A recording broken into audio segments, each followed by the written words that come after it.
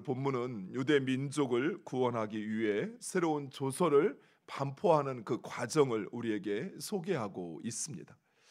하만의 죽음은 유다의 대적 아말렉에 대한 하나님의 심판이요, 교만한 자에 대한 하나님의 응징이요, 또 에스더의 결단과 헌신에 대한 하나님의 응답이었습니다.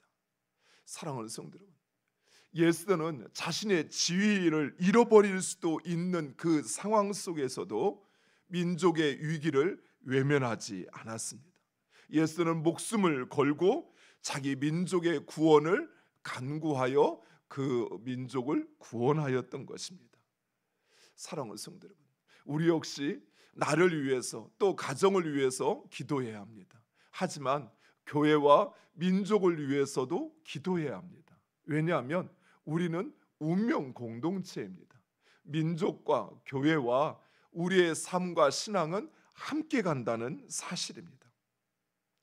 아하수에로 왕은 하만을 처형하고 하만의 집 모든 재산을 에스더에게 주었습니다. 이것은 곧 하만과의 전쟁에서 에스더가 승리하였음을 의미합니다.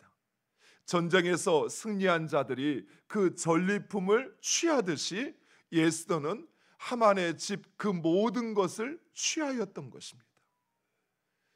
이것은 또한 아말렉과 유대의 전쟁에서 유대가 이긴 것입니다.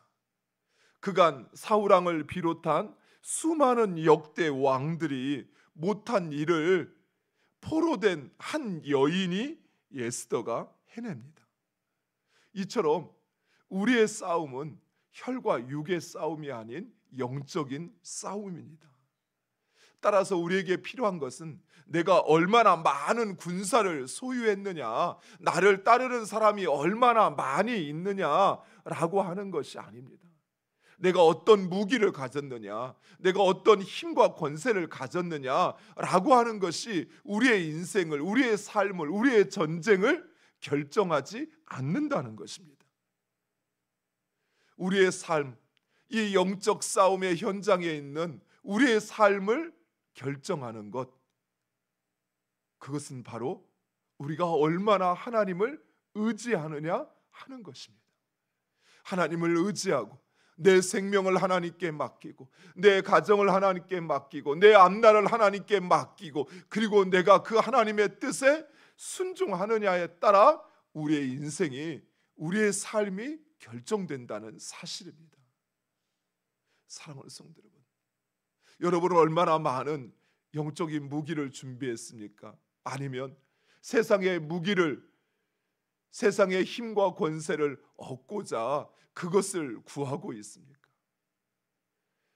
세상의 무기는 어느 순간 내 손에서 다 빠져나가지만, 그러나 영적인 무기, 하나님을 의지하고 그 말씀에 순종하는 것, 그것은 우리를 영생토록 지켜줄 것입니다. 하만은 처형을 당하고 하만의 집 관리는 이제 에스더와 모르드게에게 일임됩니다. 그러나 아직 해결되지 않은 문제가 있습니다.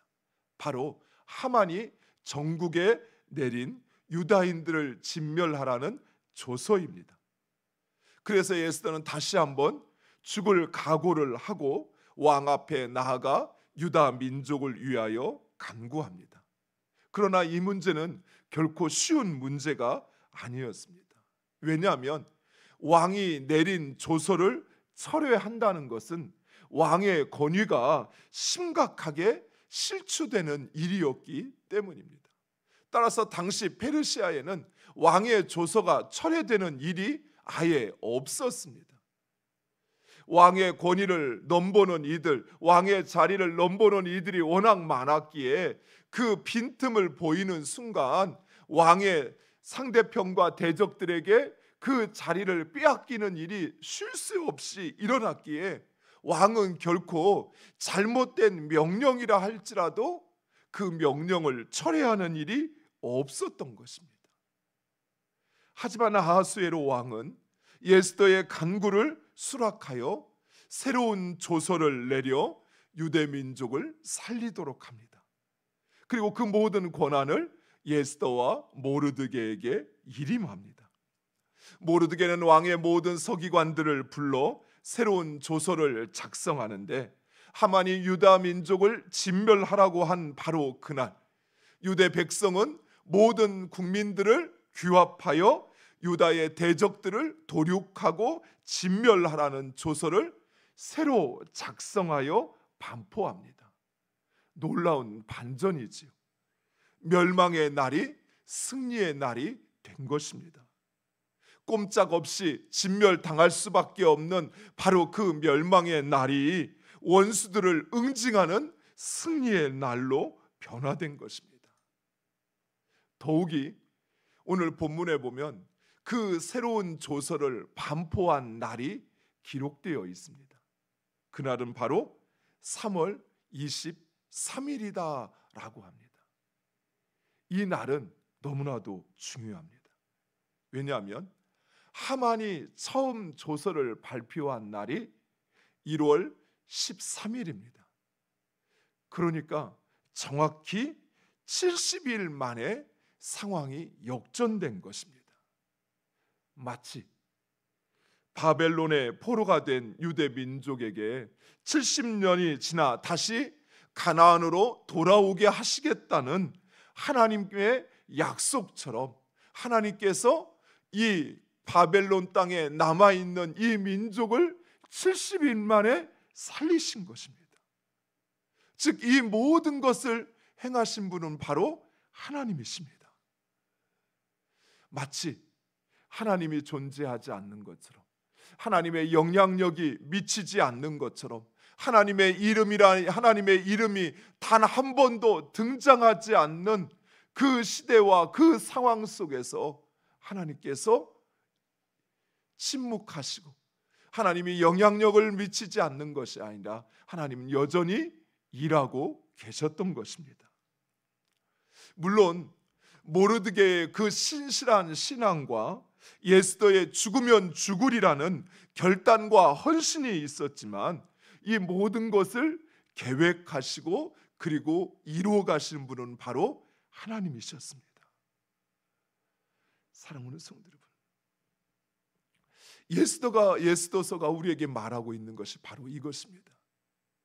마치 그의 백성들의 위기와 그 고통을 외면하시거나 아니면 그 고통을 바꿀 만한 힘이 없는 것처럼, 하나님이 부재한 것처럼, 하나님이 침묵하시는 것처럼 보여지는 그 상황 가운데 하나님은 여전히 살아 일하고 역사하고 계시다는 것입니다.